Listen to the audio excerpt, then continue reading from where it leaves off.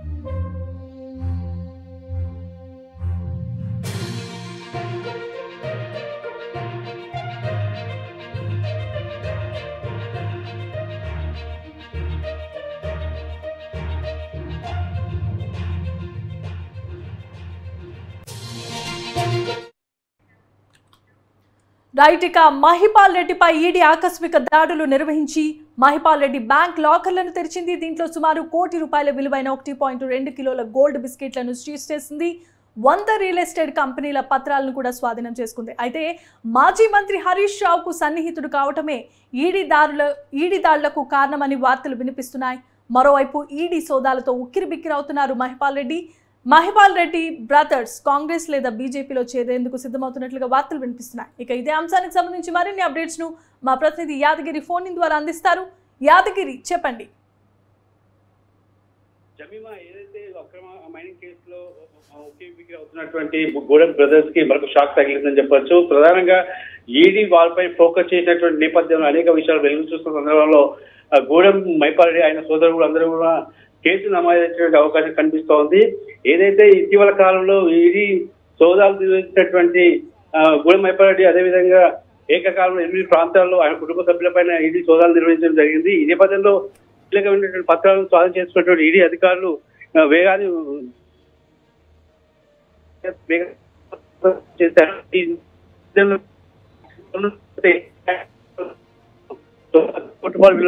బంగారు బిస్కెట్లను ఈడీ అధికారులు నిన్న స్వాధీనం చేసుకోవడం జరిగింది. ఈ నేపథ్యంలో అక్కడ ఉన్నటువంటి ఆయన కొడుకు పేరు ఏదో గూడెం మహిపాల్ రెడ్డి కొడుకు అదేవిధంగా కంపెనీ యొక్క లాకర్లను తనిఖీ చేసినటువంటి ఈడీ అధికారులు అక్కడ నుంచి దాదాపుగా 100 డాక్యుమెంట్లను ఏదైతే ల్యాండ్ సంబంధించినటువంటి డాక్యుమెంట్లను 100 పైగా డాక్యుమెంట్లను స్వాధీనం చేసినట్టుగా సమాచారం అంతా ఉంది.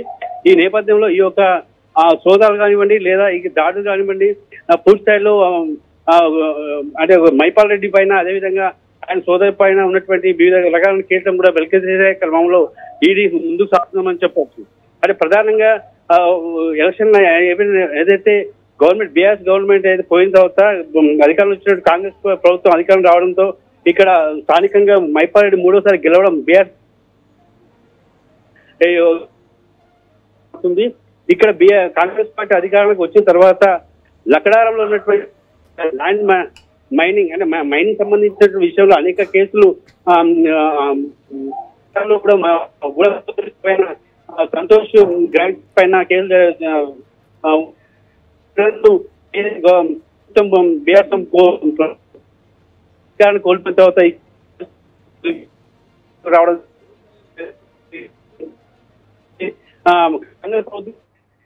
Yeah, right. Thanks for the updates, Yadagiri.